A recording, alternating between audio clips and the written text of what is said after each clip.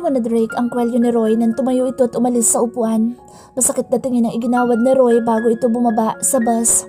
Agad namang umupo si Drake sa tabi ni Charisse at tinawakan sa balikat ang dalaga. Ayos ka lang ba? Nag-aalala niyang tanong kay Charisse dahil nakita niya itong namumutla. Nasusuka ko. Pagkasabi ni Charisse ay agad itong nasuka sa labas ng bintana ng bus. Inalalaya naman ito ni Drake at hinagod-hagod ang likuran ni Charisse. Pagkatapos sumuka ni Charisse, ay binigyan siya ng tubig na Drake at tumakbo na ang bus. Lumangon si Charisse sa kinaroroonan ni Roy at nakita niya ang lungkot na mga mata nito at panghihinayang. Napansin naman ni Drake ang tingin ni Charisse sa dati nitong kasintahan. May selos na naramdaman sa Drake. Akala ni Charisse ay naiisip niya lang kanina sa Drake kaya nabusesan niya ito. Yun pala ay sa Drake talaga ang umalalay sa kanya papasok sa bus. Do you still in love with him? Mapait na tanong na Drake kay Charisse. Hindi sumagot si Charisse kundi pumikit siya at sumandal sa balikat ni Drake. Sa tuwing ipinipikit niya ang kanyang mga mata ay ang trahedya pa rin na nangyari noon ang nakikita niya. Kaya tumulo na naman ang mga luha niya. Salamat. Dahil nagawa ko sumakay muli sa bus.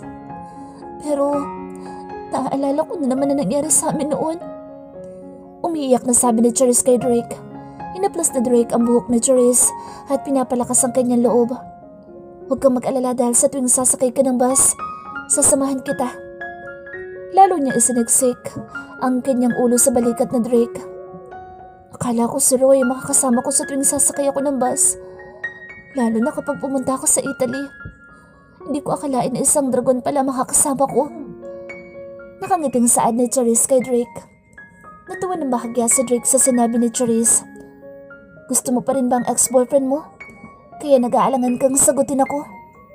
Hindi ko alam. Kahit magkagusto man ako sa kanya, hindi naman na pwede dahil may asawa na siya. Sagot niya kay Drake habang nakahilig sa balikat ng binata. Seryoso ako, Charisse. Gusto kitang pakasalan. Seryosong pahayag ni Drake sa dalaga. Ano bang nagustuhan mo sa akin? Maliban sa ganda at katangahan ko? Tanong ni Charisse. Hindi niya naalintana ang takot sa tumatakbong bus habang nakasakay dahil sa pag-uusap nila ni Drake. Hindi ko alam. Basta hindi ko masasabi o maipaliwanag ang nararamdaman ko para sa'yo. Sa tuwing nakikita kita ang saya ko at kapag hindi kita nakikita, hinahanap-hanap kita. Katulad kanina pagising ko. Bala ko pa sana manguha ng bulaklak sa talon para ibigay sa'yo. Yun pala'y nakaalis ka na. Kung hindi pa sinabi sa akin ni Cesar na umalis ka, hindi ko pa malalaman kaya agad ako sumunod sa'yo. Mabutit na abutan kita. Tura na Drake sa dalaga. Isa kasi ito na gusto kong gawin. Ang harapin ang takot ko sa bus. Kanina pa ako sumusubok na sumakay pero hindi ko magawa. Mabuti dumating ka dahil kung hindi, baka si Roy na ang kasama ko. Sabi ni Charisse at napangiti ng sandali. Roy. Paano mo minahal ang ugok na yun? Kunot noong tanong ni Drake sa dalaga na naiinis sa pangalan na Roy. Hindi ko alam. Dahil kusa na lang tumibok ang puso ko sa kanya. Ikaw nga, di ba? Sabi mo mahal mo ako kahit tatangakot walang utak.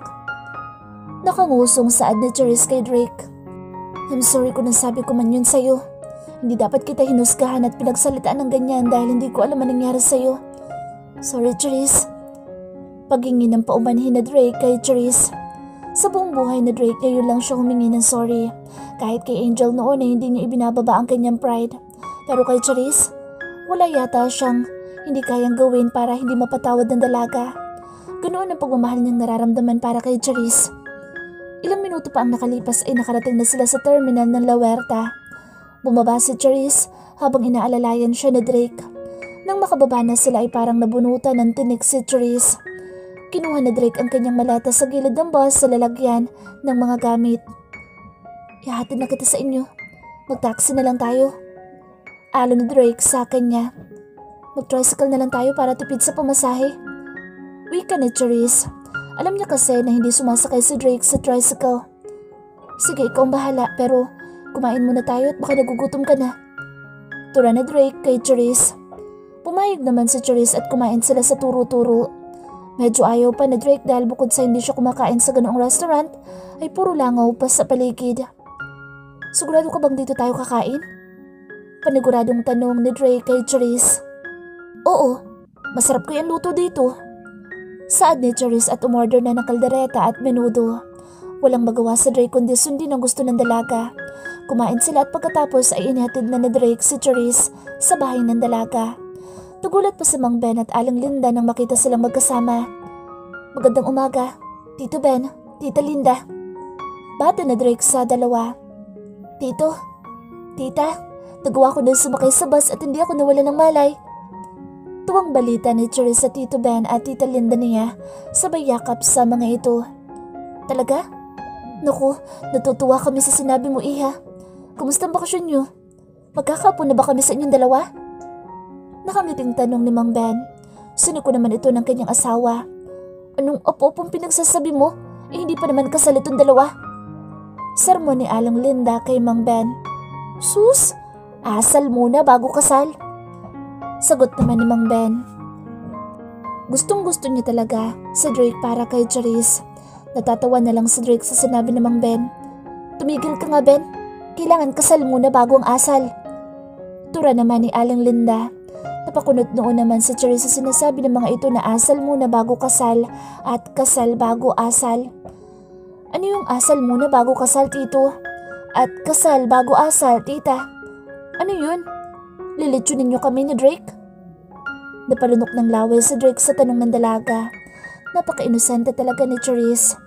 Nagtingin na lang ang mag-asawa sa tanong ni Charisse sa kanila. Katok ng tita ni Charisse ang nagpagising sa kanya sa umaga. Tanghali na siyang nagising dahil hindi siya nakatulog ng maayos kay isip sa nangyari kahapon na nakasakay na siya ng bus. At higit sa lahat ay hindi siya makapagdesisyon kung ano ang kanyang gagawin, kung dapat ba niyang sagutin si Drake. Natatakot na siya na magkaroon ng relasyon dahil baka lalo lang mahulog ang loob niya sa binata. Bumangon ka na dyan, Iha. May bisita ka sa ibaba. Saad ni Aling Linda sa kanya. Bumangon siya ng upo at iniunat niya ang kanyang mga kamay sa kahumikab. Sino pong bisita ko, tita? Tumayo siya at kinuha ang kanyang tawag at humarap muli sa kanyang tiyahin. Babae ba o lalaki ang bisita ko? Tanong pa niya sa kanyang tita. Lalaki, bilisan mo na at babain mo na doon. Baka maputol pa ng tito mo ang ulo noon. Sagot ni Aling Linda at tumalikod na. Nagusot ang noon ni Charisse sa sinabi ng kanyang tiyahin. Napasimangot na lang siyang nagtungo sa banyo at naligo. Pagkatapos niyang maligo ay nagsuot siya ng formal na dress dahil balak niya maghanap ng bagong trabaho. Pagkatapos niyang ayusin ang kanyang sarili ay bumaba na siya. Nang nasa baba na siya ay nagulat siya nang makita kung sino ang sinasabi ng kanyang tita na kanyang bisita. Anong ginagawa mo dito? Agad niyang tanong sa hindi inaasahang bisita. Hindi pa nakakasagot ang bisita niya ay si Mang Ben na ang sumabat. Mabuti naman at bumaba ka na, Charisse. Baka magpapauto ka na naman sa lalaking ito. May gusto daw siyang sabihin sa'yo. Sabi ni Mang Ben. Malalim na napabuntong hininga si Charisse bago nagsalitang muli. Doon tayo sa ilalim ng mangga, Roy. Saka kung ano man ang sasabihin mo, pakibilisan mo. Dahil nagmamadali ako. Seryoso niyang sabi sa bisita niyang si Roy na kanyang ex-boyfriend. Tumayo si Roy sa kinuupuan nito at masakit naman na tingin ang ginawad ni Mang Ben sa lalaki na binabalaan siya nito. Habang si Charisse ay lumalabas na at nagtungo sa mangga na may upuan na nakapwesto roon sa gilid ng kanilang bahay. Naupo siya at sinangyasan niya si Roy na maupo na din. Nang makaupo na si Roy ay parang hindi ito makabasag pinggan. Hinihintay ni Charisse ang sasabihin niya ngunit tahimik lang ito. Kung may sasabihin ka, sabihin mo na dahil ayoko mag-aksaya ng mahabang oras sa pagkipagharap sa'yo. Utos ni Charisse kay Roy. Gusto ko sana makipag-ayos sa'yo. Diretsahang wika ni Roy sa kanya. Lalong nagusot ang noo ni Charisse sa sinabi ni Roy. Makipag-ayos? Anong klaseng pakikipag-ayos, Roy? May dapat pa bang ayusin? Sarkastikong tanong ni Charisse kay Roy. Charisse, hanggang ngayon mahal pa rin kita. Gusto ko sanang makipagbalikan sa'yo. Nakipaghiwalay na ako sa asawa ko para lang makipagbalikan sa'yo. Patawarin mo sana ako. Seryosong sabi ni Roy sa kanya. Napataas ng kilay si Charisse at kumibot ang kanyang labi sa sinabi ni Roy. Hindi na ako ang tanga na Charisse na nakilala mo noon, Roy. Ngayon, mas lalo mo lang pinapatunayan sa akin na wala kang kwentang lalaki. Sa palagay mo ba natutuwa ako dahil nakipaghiwalay ka sa asawa mo dahil sa akin? Anong klaseng lalaki ka? Pinili mo siyang pakasalan kaysa sa akin. Sana panindigan mo yun. Ayusin mo ang buhay na pinasok mo at huwag mo na akong guguluhin pa. Makakaalis ka na. Pagtataboy ni Charisse kay Roy. Ngunit sa halip na umalis si Roy, ay lumuhod ito sa harap ni Charisse. Dumating si Drake at ang ina nito na si Belen at nakita ng mga ito ang eksena. Parang awa mo na, Charisse. Bigyan mo pa ako ng isang pagkakataon. Pakiusap ni Roy at yumakap sa bewang ni Charisse habang nakaluhod. Roy, huwag mo nang pahirapan pa ang sarili mo. Wala na tayo at hindi na pwedeng maging tayo. Kaya pakiusap, lubayan mo na ako. Wika ni Charisse at pinilit na makawala kay Roy. Lalo lang napatunayan ni Charisse na hindi si Roy ang lalaking gusto niya dahil wala itong paninindigan. Samantalang nakita na Drake ang nangyari at kasama nito ang kanyang ina na si Belen. Hindi sila makapaniwala sa eksenang nagaganap. Narinig mo naman siguro ang sinabi ni Charisse. Kaya lubayan mo na siya bago pa maging unggoy ang mukha mo. Banta na Drake na agad na lumapit sa dalawa at kinuha ang kamay ni Roy sa bewang ni Charisse. Inilagay niya sa likuran niya si Charisse at tumarap kay Roy na nakaluhod. Hindi inaasahan ni Roy ang ginawa ni Drake. Tumayo ito't masakit na tinitigan sa Drake. Huwag kang makaalam sa amin dalawa ni Charisse. Mayabang natura ni Roy kay Drake. May karapatan ako na pakialaman ka sa ginagawa mo sa nobya ko. Umalis ka na bago pa mandilim ang mga mata ko. Pagbabanta ni Drake kay Roy na nakakuyom na ang mga kamuon nito. Mabuti na lang at lumabas si Mang Ben dahil naririnig nito ang ingay sa labas. Samantala, ang mama ni Drake ay nakatunganga lang sa kanila. Anong kaguluhan ito? Tanong ni Mang Ben. Tito, ginugulo na lalaking ito si Charisse. Saad ni Drake kay Mang Ben. Roy, umalis ka na. Pagtataboy naman ni Charisse sa dating nobyo. Roy, tinanggap kita dito para makipag-usap sa pamangkin ko. Pero kung gulong ipinunta mo rito, makakaalis ka na at huwag nang bumalik. Taboy na rin ni Mang Ben kay Roy. Masakit na tingin ang ipinukol ni Roy kay Drake at tumalikod na ito. Agad na lumapit si Mang Ben kay Charisse at kinamusta ang pamangkin. Okay ka lang ba, Iha? Anong ginawa ni Roy sa'yo? Nag-aalalang tanong ni Mang Ben. Hayos lang po ako, Tito. Sagot ni Charisse sa tsuhin nito at tumingin sila kay Belen. Ma'am Belen? Nakakalabas na kayo ng bahay? Ngumiti si Belen at nilapitan siya. Dahil sa iyo, Iha. Salamat dahil sa tulong mo. Natuwa si Charisse sa sinabi ni Belen sa kanya. Ngumiti siya ng matamis kay Belen. Pasensya na po kayo kung munti ko na kayong naipahamak noong dinala ko kayo sa dagat. Siya pala si Tito Ben. Tito, siya ang mama na Drake. Si Ma'am Belen. Pakilala ni Charisse kay Mang Ben at Belen. Ang ganda pala ng mama mo, Drake. Halika kayo sa loob. Pagpasensyahan nyo na ang naabutan nyo. Yaya ni Mang Ben kay Belen at Drake. Si Belen naman ang sumama at ipinakilala ito ni Mang Ben sa kanyang asawa. Si Giselle ay pumasok na sa paaralan na tinuturuan nito habang si Charisse naman at Drake ay naiwan sa labas. May ginawa bang masama si Roy sa'yo? Nag-aalalang tanong ni Drake kay Charisse. Gusto niya makipagbalikan sa akin at hiniwalayan niya na raw ang asawa niya. Akala niyo siguro ganoon ako katanga para maniwala pa sa sasabihin niya. Bakit nandito pala kayo ng mommy mo? Anong kailangan niyo? Seryosong tanong ni Charisse kay Drake. Para pag-usapan ang kasal natin, Charisse. Pumayag ka na sa alok kong kasal. Daratsahang wika na Drake kay Charisse. Naliligaw ba kayo? O minamadali niyo ako?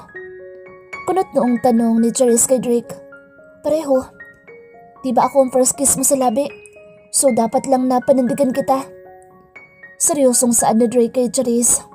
Oo, may kaunting nagbago kay Charisse. Yung hindi na siya gaanong katanga, katulad ng dati. Pero pagdating sa bagay na paghalik sa labi ay malalim pa rin nakaisipan iyon para sa kanya. Paano kung nabuntis niyo si Ma'am Angel? Di ba hinalikan niyo rin siya sa labi noon? Nakasimangot niyang tanong kay Drake. I told you hindi nakakabuntis ang halik sa labi. Hindi ko alam kung paano ko ba ipaliliwanag sa'yo. By the way, hindi lang ang kasal natin ang ipinunta ko rito. Gusto ko na mag-report ka sa office mamaya. Sabi pa ni Drake na lalong ikinasimangot ni Charisse. Ano namang gagawin ko sa opisina niyo? Tanong niya kay Drake. Wala akong secretary at gusto ko ikaw pa rin ang secretary ko. Nakangiting pahayag ni Drake sa kanya. Natuwa siya sa sinabi ni Drake. Ibig sabihin hindi mo ako tatanggalin sa trabaho ko? Matamis na ngiti ang isinagot ni Drake sa kanya at tumango ito. Yes, dahil hindi ako makapagtrabaho na maayos nang hindi ka nakikita. So please, patawarin mo na ako sa lahat ng masasakit na salita na binitiwan ko. Magsimula tayo. Seryosong tura ni Drake. Nakita ni Charisse kung gaano kaseryoso si Drake sa sinasabi nito. Kaya hindi naman masama kung bibigyan niya ng pagkakataon na mahalin siya nito at mahalin niya rin ito dahil itong itinitibok ng puso niya. Drake, kailan ka pa naging mabait? Wala sa sariling tanong ni Charisse dahil naninibago siya sa boss niya na dragon kung magalit noon. Tumawa ng bahagya sa Drake sa tanong niya. Noong na-realize ko na mahal pala kita. Lalong bumilis ang tibok ng puso ni Charisse nang marinig ang sinabi ni Drake sa kanya. Kinikilig ang kanyang puso subalit hindi siya nagpapahalata. Kapag pumayag ako magpakasal tayo, anong itatawag ko sa'yo? Unggoy na dragon? Nakangiting tanong ni Charisse kay Drake. Kahit unggoy na dragon, wala akong pakialam. Ang mahalaga ipapakasalan mo ko dahil ikaw ang bubuo ng buhay ko. Seryoso si Drake sa sinabi niyang iyon kay Charisse. Malalim na napabuntong hininga si Charisse at niyaya niya na lang sa Drake na pumasok na. Tara sa loob. Pumasok sila sa loob at naabutan nila na nagkukwentuhan si Belen at si Aling Linda kasama si Mang Ben. Maupo kayo ditong dalawa. Ngiting anyaya ni Belen kay Drake at Charisse. Naupo si Drake sa tabi ng kanyang ina at si Charisse naman ay sa gitna nila Mang Ben at Aling Linda. Kumusta ka na, Charisse? Sabi ni Drake nagkasakit ka daw kaya hindi natuloy ang engagement party niyo. Kung hindi ko pa siya pinilit kanina na puntahan ka, hindi niya pa ako isasama. Daldal ni Belen kay Charisse. Okay lang po ako, ma'am. Actually, okay na okay ako. Pasensya ka na, akala ko kasi ayaw niyo sa akin. Wika ni Charisse kay Belen. Aba, sa ganda ng pamangkin ko inaayawan mo? Sabi naman ni Aling Linda kay Belen. Naku, gustong gusto ko si Charisse para sa anak ko. Ay hindi lang kami pagkakaunawaan noon. Pero malaking pasasalamat ko kay Charisse dahil nawala ang kinatatakutan ko. Ngayon ay pwede na sila magpakasal sa tabi ng dagat habang saksi tayo sa pag-iisang dibdib nila. Seryosong pahayag ni Belen sa pamilya ni Charisse. Tita, Tito, seryoso po ako na pakasalan si Charisse. At kung pumayag si Charisse, ay agad kong aasikasuhin ang kasal namin. Seryoso namang sabi na Drake. Wala namang problema sa amin basta wag mo lang talagang paiyakin ang pamangkin ko. Sang-ayon naman ni Mang Ben at bumaling ito kay Charisse. Iha, papayag ka bang pakasalan sa Drake? Kung mahal niya ako at seryoso siya sa sinasabi niya, pumapayag po ako dito. Basta, wag nila akong tawaging tanga. Sagot ni Charisse sa kanyang tsuhin. Sang-ayon naman si Belen at Drake sa sinabi ni Charisse. Pinag-usapan nila ang tungkol sa engagement party at sa kasalan ni Drake at Charisse. Pumayag na din si Mang Ben at Aling Linda na maikasal si Charisse kay Drake dahil ito naman ang nakapagpagaling sa dalaga. At kay Charisse naman, kailangan niya nang imulat ang sarili niya na kakambal sa buhay ang masaktan at hindi dapat siya patatalo sa takot na nararamdaman niya. Kung masaktan man siya, muli ay haharapin niya na ang katotohanan na walang permanente sa mundong ito at lahat ay naglalaho. After 3 months, lumipas ang 3 buwan at dumating ang araw ng kasal ni Charisse at Drake. Ito ang araw na pinakaiintay ng dalawa. Naging maayos na si Charisse at dahil iyon kay Drake. Pagkatapos ng 1 buwan na pagpapatingin ni Charisse sa doktor, ay malaki na ang improvement niya. In short, hindi na siya gaanong katanga. Sa Paradise Island ginanap ang kasal nila. Kabado na nag-iintay si Drake sa tabi ng dagat sa kanyang bride. Habang si Charisse naman ay inaayusan pa siya sa bahay na dati niyang pinuntahan dito sa Paradise Island kina Lola Rosing. Ang ganda mo talaga, pinsan. Hindi pa rin ako makapaniwala na ikakasal ka na. Nakangiting sabi ni Giselle sa kanya na naluluha. Si Giselle ang maid of honor niya at si Ricky naman ang best man ni Drake. Salamat, Giselle. Kahit ako hindi makapaniwala na ikakasal ako sa isang dragon. Kung dati ay para kaming dragon at tigre. Sa huli, sa dambana din pala kami uuwi. Masayang sabi ni Charisse sa kanyang pinsan. Sino ba naman na mag-aakala na magkakatuluyan sila na Drake? Halos noon galit na galit sa Drake sa kanya dahil sa katangahan niya. Sigurado ka na ba sa desisyon mong magpapakasal kay Drake? Paniniguradong tanong ni Giselle sa kanya. Humarap siya kay Giselle at matamis na ngumiti. Siguradong sigurado na ako, Giselle. Lahat naman ipinakita ni Drake kung gaano niya ako kamahal. Gabi-gabi niya ako inihahatid sa bahay kapag tapos na ng trabaho namin sa opisina. Tas araw-araw niya rin ako sinusundo sa bahay kapag papasok na ako sa opisina. Nung nagpapagamot ako, lagi niya rin ako sinasamahan. Kaya sigurado na ako kay Drake. Kayo ni Sir Ricky, kailan kayo magpapakasal? Baka next year na kami na Ricky. Kapag inaway ka na Drake, sabihin mo sa akin ha. Ngiting pahayag ni Giselle sa kanya. Sinagot na rin kasi ni Giselle si Ricky at balak na rin nilang magpakasal sa susunod na taon.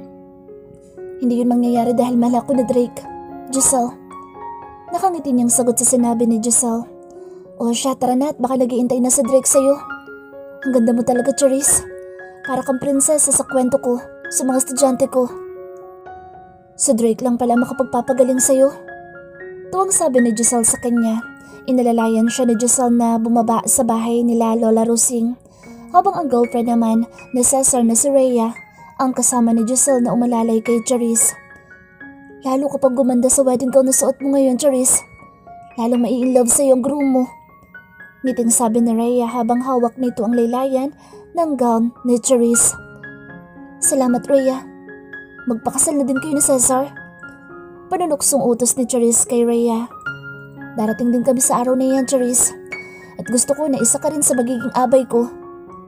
Masayang sabi ni Rhea sa kanya. Isa si Rhea sa abay ni Charisse at kasama na rin si Jane.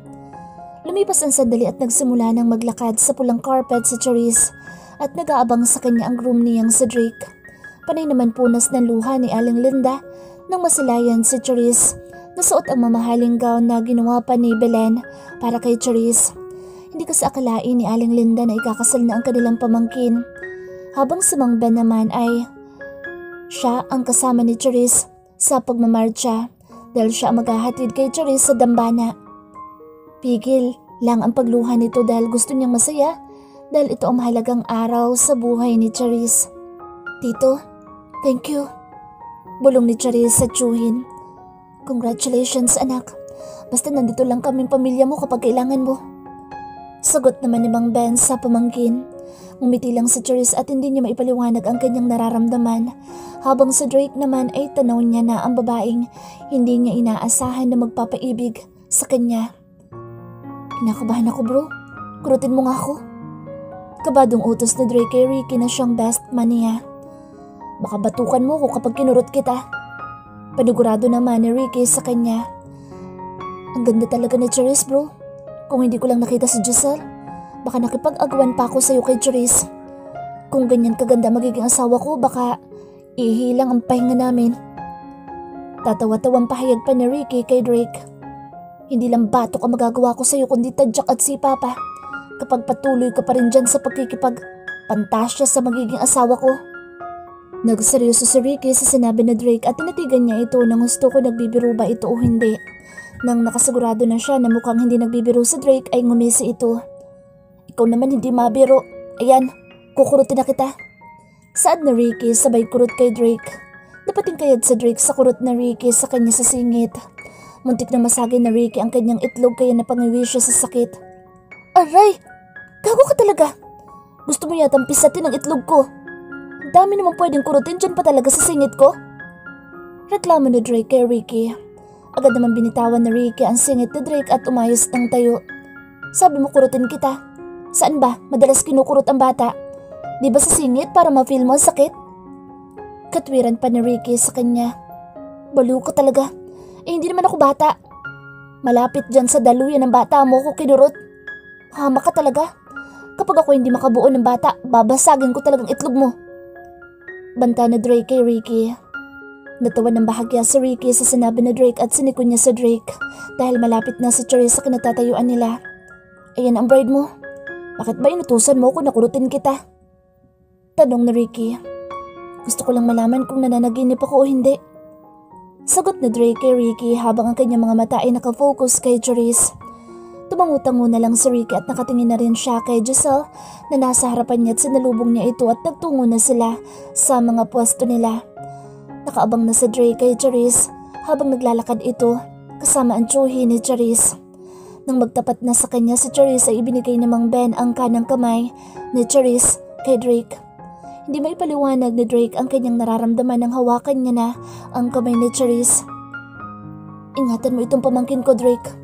Oras na saktan mo ang pamangkin ko. Pagtutuos tayo. Kaya mahalin mo ito higit sa sarili mo. May ipapangako mo ba sa akin? Bilin at tanong ni Mang Ben kay Drake. Nangangako ako, Tito. Aalagaan ko at mamahalin si Charisse nang higit sa sarili ko.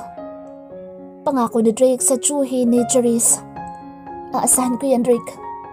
Wika ni Mang Ben at tinapik ang balikat ni Charisse. Salamat, Tito. Dahil ikaw nagsilbing ama ko sa araw ng kasal ko. At hindi lang sa araw na ito kundi sa bawat araw ng buhay ko. Nandyan kayo para sa akin. Maluhaluhang pahayag ni Charisse sa kanyang tsuhin at niyakap niya ito ng mahigpit. Tinapik-tapik ni Mang Ben ang likod ni Charisse. Basta, nandito lang kaming tatlo ng pinsan mo at ni tita mo. Charisse, sige na tag-iintay na magkakasal sa inyo. Ni Mang Ben.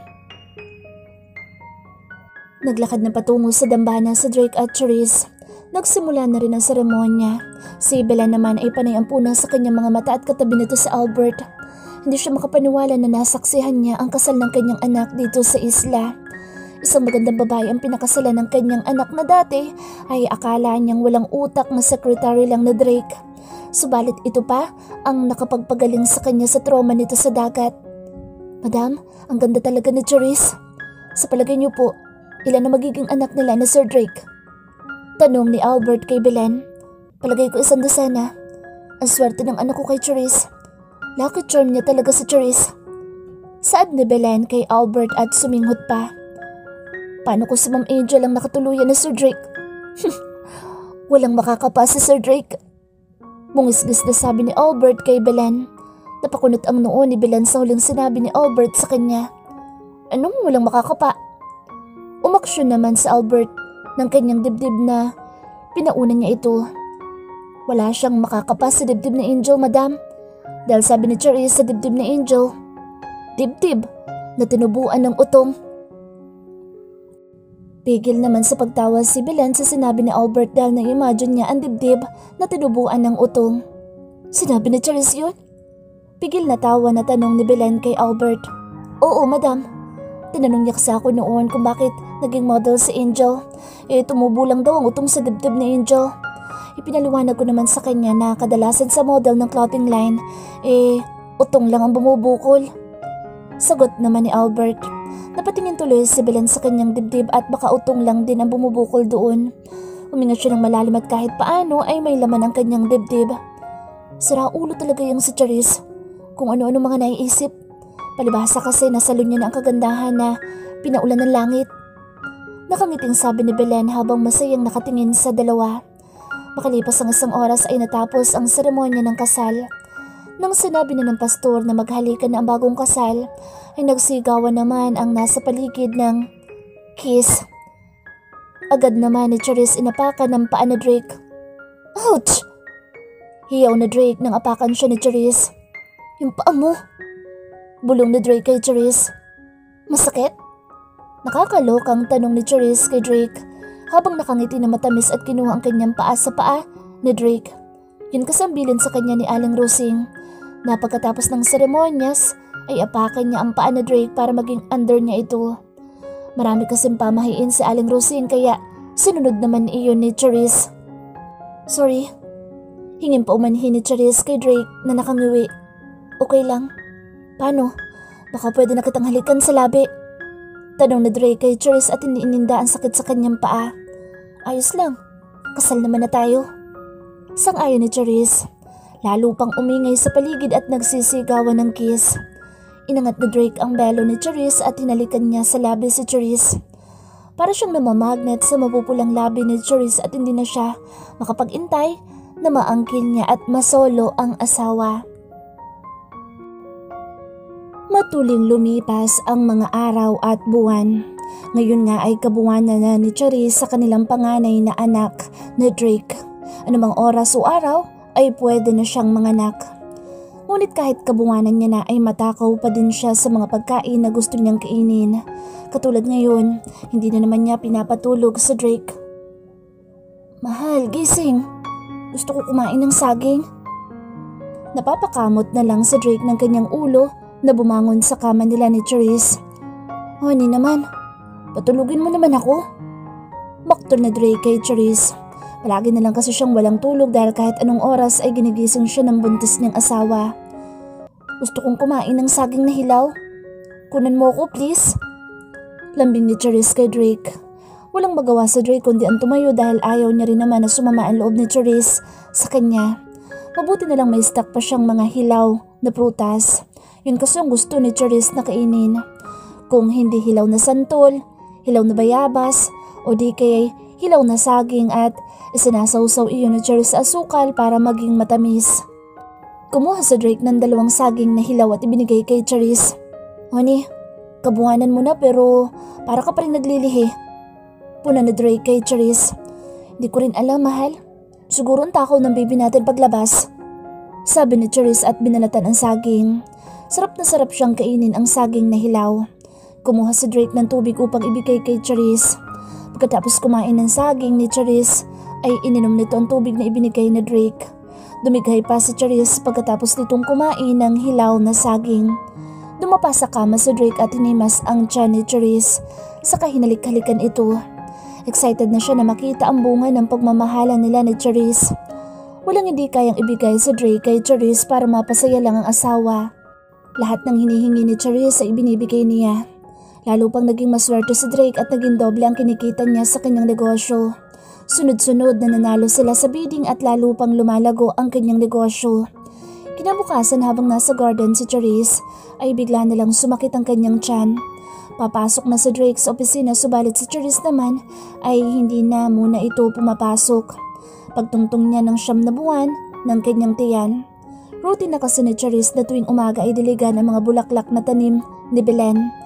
Habang hawak-hawak ni Charisse ang hose ng tubig ay napahawak siya sa kanyang tiyan. Napalingon siya kay Belen at Albert habang umiinom ang mga ito ng tea. Mama Belen, sumasakit ang tiyan ko. Baka manganganak na ako. Nakangiwing sabi ni Charisse kay Belen. Naku Alberto, tawagin mo si Drake at baka dito manganak sa hardin si Charisse. Natatarantang utos ni Belen kay Albert na assistant niya. Oh my God, huwag ka munang manganganak, Charisse. Sigaw ni Albert at natarantang tumayo. Tawagin mo si Drake, bilisan mo! Utos muli ni Belen kay Albert. Mabilis na tumakbo si Albert papunta sa bahay nila Drake. Habang si Belen naman ay tumayo upang magtungo kay Charisse. Masakit ba? Hinga ka ng malalim. Teka, maupo ka muna at baka mahulog ang baby. Tarantang sabi ni Belen kay Charisse at pinaupo niya si Charisse sa upuan na may sandalan. Sumunod naman si Charisse sa utos ni Belen sa kanya. Naupo siya at huminga ng malalim. Aray, Mama Belen, ang sakit ang tiyan ko. Ganito ba kapag nanganganak? Mangiyak-ngiyak na tanong ni Charisse kay Belen. Oo, Iha. Kung gaano kasarap na gumawa ng bata, gano'n din kahirap lumabas ang bata. Wala sa isip na sagot ni Belen dahil natataranta na siya. May susuklayin niya ang buhok ni Charisse at may papaypayan niya ito. Samantalang si Drake ay kasalukuyang humaharap sa salamin upang itali ang kanyang necktie nang dumating sa Albert na humahangos. Sir Drake, yung asawa niyo manganganak na. Hapong-hapo na balita ni Albert kay Drake. Natigil si Drake sa kanyang pagtatali ng necktie at patakbong lumabas ng bahay upang puntahan si Charisse sa hardin. Sumunod naman si Albert sa likuran ni Drake. Honey, lalabas na ba ang bata? Natatarantang tanong ni Drake sa asawa nang makarating siya sa hardin. Oo, mahal. Ang sakit ng tiyan ko. Aray. Nakangiwing sagot ni Charisse kay Drake. Drake, ano pang hinihintay mo? Dalhin mo na sa ospital ang asawa mo. Utos ni Belen kay Drake. Namumutla na sa Drake sa sobrang kaba. Dadalhin na kita sa ospital, hon. Pigilan mo muna na huwag lumabas sa baby.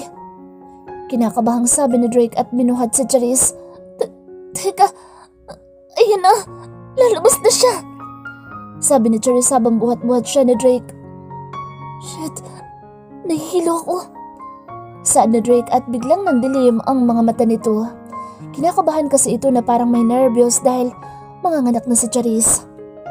Isang malakas na utot ang narinig mula sa puwet ni Charisse. Kasabay ng utot ni Charisse, ay nawala ng malay si Drake.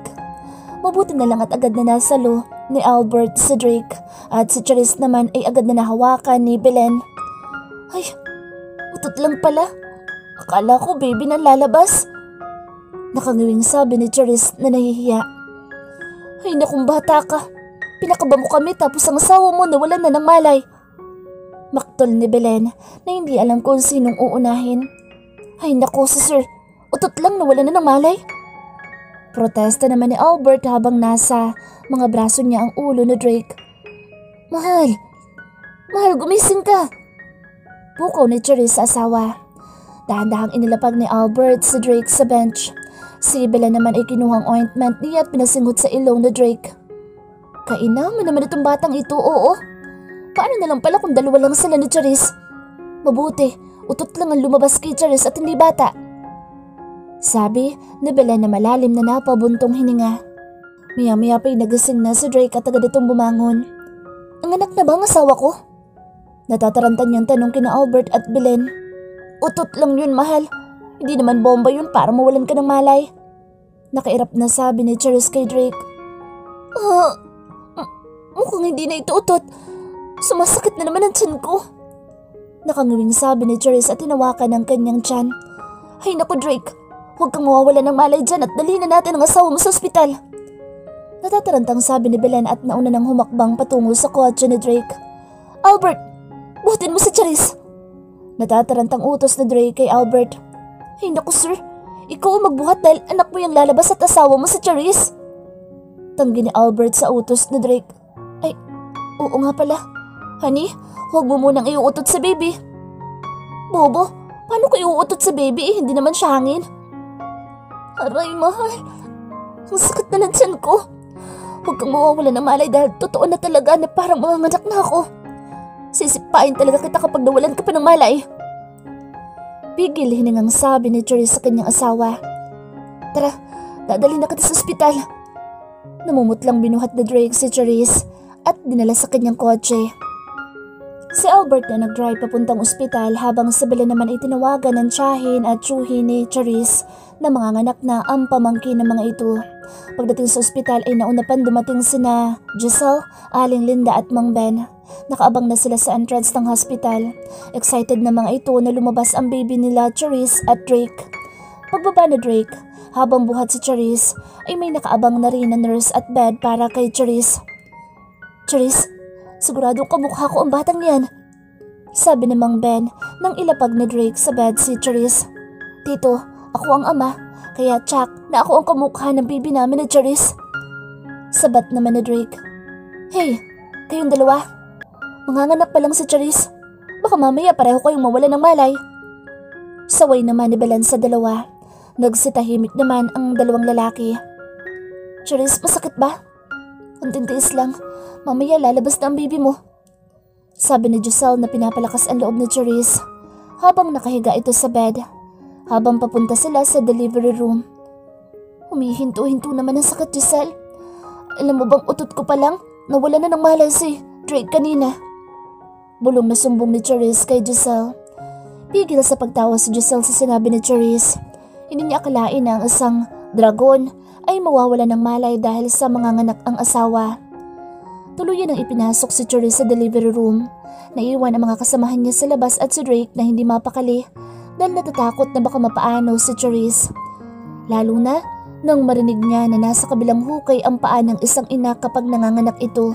Anak, kumalma ka. Pinapahalata mo talaga na may nervyos ka.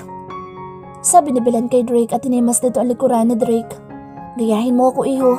Noong nanganak si Tita Linda mo kay Giselle, relax na relax lang ako sa isang tabi. Wika ni Mang Ben kay Drake habang tinapik nito ang kanyang balikat. Umangal naman sa Aling Linda sa sinabi ni Mang Ben. Oo, relax na relax ka dahil lasing ka. So sobrang inis ko sa'yo, sinipa kita kaya sa tabi ko ikaw natulog. Salip na ako ang asikasuhin ng doktor. Ikaw na yung inuna dahil bulagta ka sa tiles nung sinipa kita.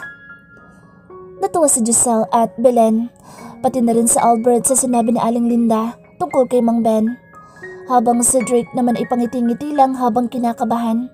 Napakamot na lamang si Mang Ben sa kanyang ulo dahil sa pambubuking ni Aling Linda sa kanya. Matagumpay na ipinanganak ni Charisse ang panganay nilang lalaki ni Drake. Malusog ang bata at kagiliw-giliw. Tuwang-tuwa mga kamag-anak ni Charisse nang masilayan ang bata. Ganoon din si Belen at Albert. At walang mapagsidla ng tuwa naman ang nararamdaman ni Drake nang makita ang anak nila ni Charisse. Dumalaw din si Ricky sa ospital ng hapon matapos manganak ni Charisse. Ang gwapo ng anak ka. May tagapagmana ka na ng Mendez Electronics bro. Congratulations. Bati na Ricky kay Drake. Salamat bro. Lumipas pa ang mga araw ay masayang nagsasama si Drake at Charisse sa tahanan nila. Palagi namang dumadalaw sina Giselle, Aling Linda at Mang Ben kina Drake at Charisse upang makita ang sanggol. Kasalukuyang nagpapadede si Charisse sa kanyang baby habang sinusubuan naman siya ni Drake ng kanin. Hinimas-himas ni Drake ang maliit na kamay ng kanilang anak. Anak, huwag mong ubusin ang gatas ni mommy ha? Dahil mamaya papapakin ko iyan. Nakangising sabi ni Drake kay Charisse. Baliw, bantayan mo muna si baby, maliligo lang ako. Lambing ni Charisse kay Drake. No problem han. Babusugin mo muna si baby at pagkatapos mong maligo, ako naman ang busugin mo. Nakangising sabi ni Drake sa asawa. Inampas na lang ni Charisse ang balikat ni Drake. Dahil nagiinit siya sa mga sinasabi ni Drake. Ibinigay niya na muna kay Drake ang bata matapos na itong padedehin. Pagkatapos ay nagtungo siya sa banyo upang maligo. Si Drake naman ay pinadapa niya sa kanyang dibdib ang bata. Wala siyang damit pang itaas. Mahimbing na natutulog ang bata at hindi pa ito nalagyan ni Charisse ng diaper dahil umaga pa lang. Ayaw niyang sanayin sa diaper ang baby sa umaga para hindi magka-UTI. Habang nasa dibdib na Drake ang baby nila, ni Charisse, ay nanonood siya ng telebisyon. Ilang sandali pa ay naramdaman niya na may mainit-init na bagay na umagos sa kanyang dibdib, pababa sa kanyang tiyan. Hindi yun pinansin ni Drake dahil akala niya ay pawis lang. Subalit malamig naman ang aircon ng kanilang bahay at mukhang hindi naman siya pinagpapawisan. Pagtingin niya sa kanyang anak ay nakangiti na ito sa kanya habang nakatingala ito sa kanya. Gising na pala ito. Oh, gising na pala ang baby ko. Ano ba yan anak? Parang tulog manok naman ang ginawa mo. Wika ni Drake sa walang muwang na sanggol. Pakiramdam na Drake ay parang may iba sa kanyang dibdib kaya agad niya itong tiningnan. Nang makita niya ang bagay sa kanyang dibdib, ay napangiwi siya. Langiya. Pupo. Baby naman, ginawa mong inadoro ang dibdib ko. Maktol ni Drake na daring-diri sa pupo ng kanyang anak. Sakto naman na dumating si Belen at nang makita niya ang sitwasyon ng kanyang anak at apo ay natawa siya. Ano yan Drake? Naliligo ka na sa dumi ng anak mo. Tatawa-tawang sabi ni Belen. Ma, pakikuha si baby. Langya ang lagkit. Nakagawing sabi ni Drake na pakiusap sa kanyang ina. Nasaan ba ang mommy nito? At bakit walang diaper itong suot? Tanong ni Belen at agad na kinuha ang bata kay Drake. Naliligo ma. Pakilapag na lang sa baby at kukuha lang ako ng baby wipes. Inilapag naman ni Belen ang bata sa kuna nito. Nilinis muna ni Drake ang mga dumi ng bata sa kanyang dibdib at nilinisan niya rin ang puwet ng kanyang anak. Habang si Belen ay natutuwang pinapanood sa Drake habang nililinisan nito ang puwet ni baby Charlie. Oh baby kong mabait. Ang pupo mo'y napakalagkit. Nahimatay ako sa utot ng mommy mo at sa pupo mong malagkit. Panis ang utot ng mami mong masungit. Tula na Drake sa kanyang anak habang nililinisan niya ito. Tatawa si Belen sa tula na Drake. Maya-maya naman ay napamura si Drake nang sumirit naman ang ihi ni baby Charlie sa mukha niya. Shit, saan ba nagmana itong batang ito? Ang tayog ng ihi. Lalong natawa si Belen sa sinapit ng kanyang anak na si Drake. Halangan namang magmana iyan sa mami niya. Ganyan ka rin noong bata ka. Yung ihi mo napupunta sa mukha mo. Tatawa-tawang sabi ni Belen kay Drake. Ilang sandali pa'y lumabas si Charisse. Nakabihis na ito at basa ang buhok. Ano nangyari sa'yo, mahal? Nagtatakang tanong ni Charisse sa asawa niyang si Drake. Pumupo lang naman ang anak mo sa dibdib ko at inihian ang mukha ko. Kabit-balikat na sabi ni Drake kay Charisse. Natawa si Charisse nang malaman na ganoon ang nangyari kay Drake. Maligo ka na, ako nang bahala kay baby. Utos ni Charisse kay Drake na natatawa. Wala nang nagawa si Drake kundi ang maligo na lang dahil ang lagkit ng katawan niya. Si Charisse na nagpatuloy sa paglilinis sa anak nila na Drake, habang si Bella naman ay inaalalayan si Charisse. Lumipas pa ang 1 taon ay masayang nagsama si Drake at Charisse. Kaarawan na ni Baby Charlie at kasabay pa ng kasal nila Ricky at Giselle. Hindi na nagawa maging maid of honor ni Charisse sa kasal ng kanyang pinsan dahil buntis ulit siya sa pangalawa nilang magiging anak na Drake. Nag-picture taking sila sa kasal ni Ricky at Giselle. Masaya silang lahat habang idinaraos ang kasal ni Giselle at Ricky at ang 1 taon na kaarawan ni Baby Charlie. Congratulations Giselle, Ricky. Sana magkaroon din agad kayo ng anak. Masayang bati ni Charisse sa dalawa. Sana nga Charisse, akin na itong pamangkin ko at magpakuha lang ako ng larawan sa birthday boy na ito. Sabi ni Giselle at kinuha ang pamangkin nito kay Charisse. Simula nang ikinasal si Charisse kay Drake ay bumalik na ang dating Charisse na matalino dahil sa tulong ni Drake. Walang araw na hindi ipinakita ni Drake kung gaano niya kamahal ang kanyang pamilya na binuo kasama si Charisse. Sa bawat araw na dumadaan sa buhay nila ay lalo pa nilang minahal ang isa't isa. Ang natutunan ni Drake sa buhay ay huwag manghusga o magsalita ng tapos dahil baka bandang huli ay hindi mo alam na kinakain mo na pala ang sinasabi mo. Huwag mapanghusga sa tao na hindi mo alam kung anong punot dulo kung bakit naging ganoon siya. Katulad ni Charisse, natangaman sa tingin ng iba ngunit masaya naman sa piling ng mga nagmamahal ng husto sa kanya. Sa bawat tao mayroong kahinaan. Walang perpekto, ngunit ang mahalaga ay unawain mo ang iyong kapwa at huwag kagad husgahan. At kung sa tingin natin, mali ang ginagawa ng kapwa natin, hindi masama na turuan natin sila ng tama at huwag pagtawanan. Hanggang dito na lang ang kwento ng buhay ni Charisse at Drake.